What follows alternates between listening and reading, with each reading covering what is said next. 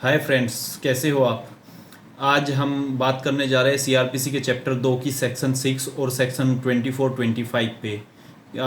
जो सेक्शन 6 है वो डील करती है क्लासिफिकेशंस ऑफ कोर्ट्स को, कि कोर्ट्स हमारे यहाँ पे कितने प्रकार की कैसी कैसी की आती है, उनकी संरचना के बारे में है।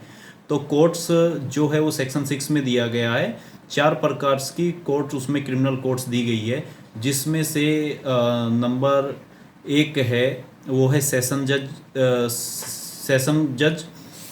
जज की कोर्ट होती है।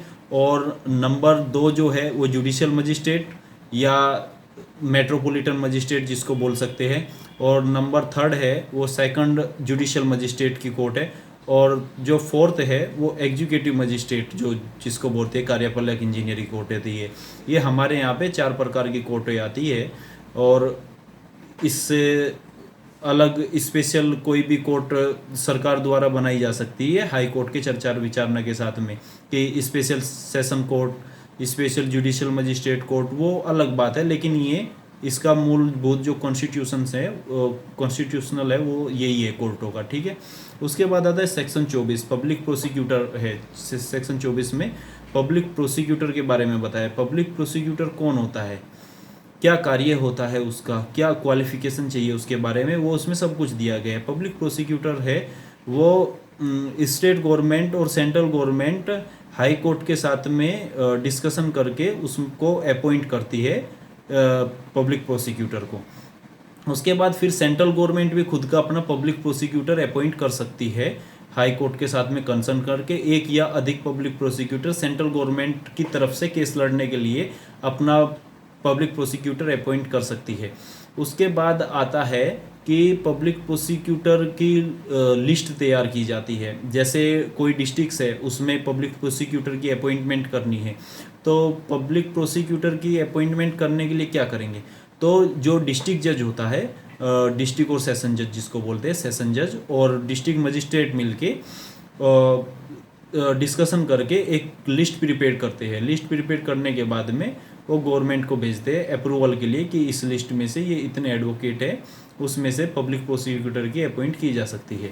तो इसमें क्या है कि सेक्शन 24 में सेक्शन 24 में इसमें ऐसा दिया गया है कि एवरी डिस्ट्रिक्ट्स में, हर डिस्ट्रिक्ट्स में गवर्नमेंट पब्लिक प्रोसिक्यूटर की अपॉइंट करती है। और पब्लिक प्रोसिक्यूटर भी होता है और उसके साथ में एक से अधिक एडिशनल पब्लिक प्रोसिक्यूटर भी अपॉइंट कर सकती है स्टेट गवर्नमेंट, ऐसा दिया गया है। और उसके बाद आता है कि जो मैंने बोला 24 की सब सेक्शन 4 में है कि सेशन जज के साथ में डिस्ट्रिक्ट मजिस्ट्रेट कंसल्ट करके पब्लिक प्रोसिक्यूटर और असिस्टेंट पब्लिक प्रोसिक्यूटर की लिस्ट प्रिपेयर करते हैं। उसके बाद फिर आता है कि भाई सेक्शन 24 का 5 सब सेक्शन क्या कहता है कि जो लिस्ट प्रिपेयर की गई होगी सेशन जज के द्वारा और डिस्ट्रिक्ट मजिस्ट्रेट के द्वारा, उस लिस्ट के बाहर का कोई भी व्यक्ति पब्लिक प्रोसिक्यूटर गवर्नमेंट अपॉइंट नहीं कर सकती है। समझे आपके सेक्शन 24 में जो दिया गया है, जो सेशन जज और डिस्ट्रिक्ट मजिस्ट्रेट ने मिलके जो लिस्ट प्रिपेयर की है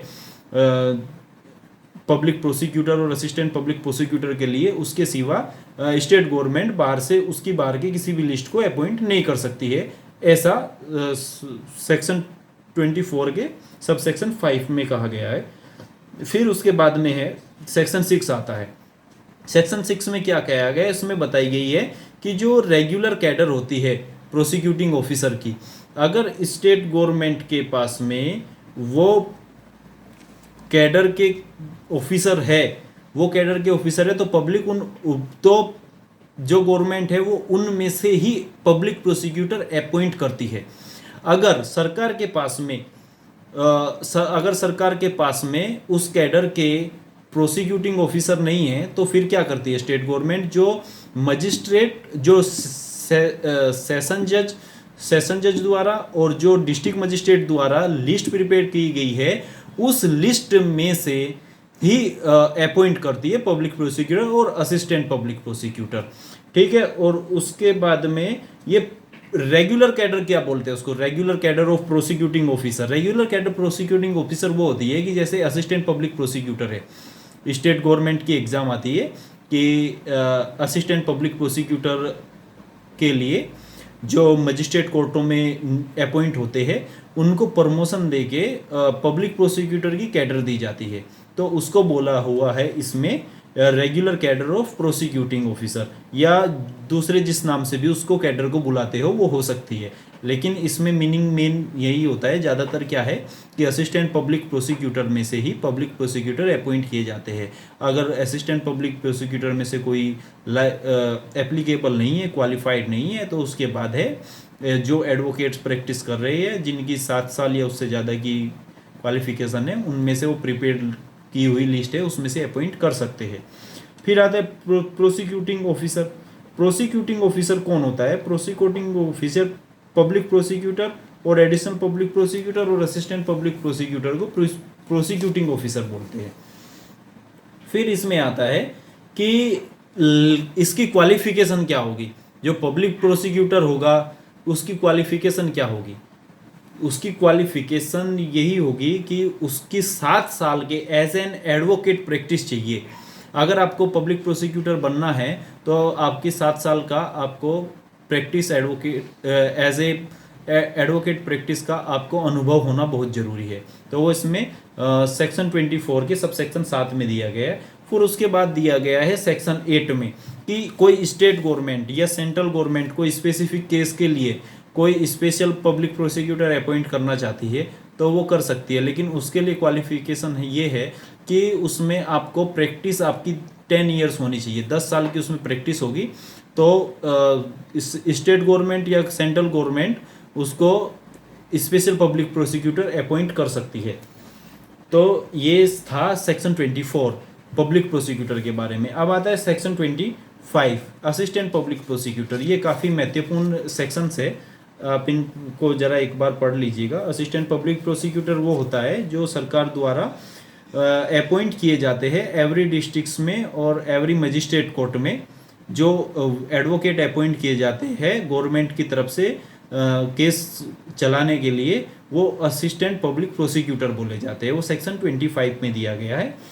और सेंट्रल गवर्नमेंट भी अपने असिस्टेंट पब्लिक प्रोसिक्यूटर की अपॉइंट मजिस्ट्रेट कोर्ट में कर सकती है। अगर सेंट्रल गवर्नमेंट से रिलेटेड कोई केस है तो सेंट्रल गवर्नमेंट अपना खुद का एडवोकेट उसमें अपॉइंट कर सकती है। उसके बाद आता है कि when no assistant public prosecutor is available for the purpose of any particular case the district magistrate may appoint any other person to be the assistant public prosecutor in that charge. दूसरा मैं आपको एक बात बताना चाहता हूँ कि कोई भी पुलिस अधिकारी को किसी भी पुलिस अधिकारी को असिस्टेंट पब्लिक प्रोसिक्यूटर की पोस्ट पे अपॉइंट नहीं किया जा सकता है। और अगर असिस्टेंट पब्लिक प्रोसिक्यूटर नहीं है, अवेलेबल नहीं है, तो स्टेट गवर्नमेंट क्या करती है, डिस्ट्रिक्ट मजिस्ट्रेट क्या करेगा कि if he has taken any part of in the investigation into the offence with respect to which the accused is being prosecuted. इसमें ये है कि पुलिस वाला कोई भी अधिकारी असिस्टेंट पब्लिक प्रोसिक्यूटर के रूप में कब अपॉइंट हो सकता है, जब वो उसने इन्वेस्टिगेशन में भाग ना लिया हो जिस ऑफेंस का उसको केस चलाना है। ठीक है। उसके बाद आता है वो रैंक ऑफ इंस्पेक्टर की रैंक से वो निचले दर्जे का नहीं होना चाहिए। और असिस्टेंट पब्लिक प्रोसिक्यूटर की भी जो नोटिफिकेशन आता है उसमें भी रिक्वायरमेंट यही है, क्वालिफिकेशन चाहिए 7 साल की। ठीक है। आपको मेरा लेक्चर अच्छा लगा हो तो लाइक कीजिएगा। Thank you.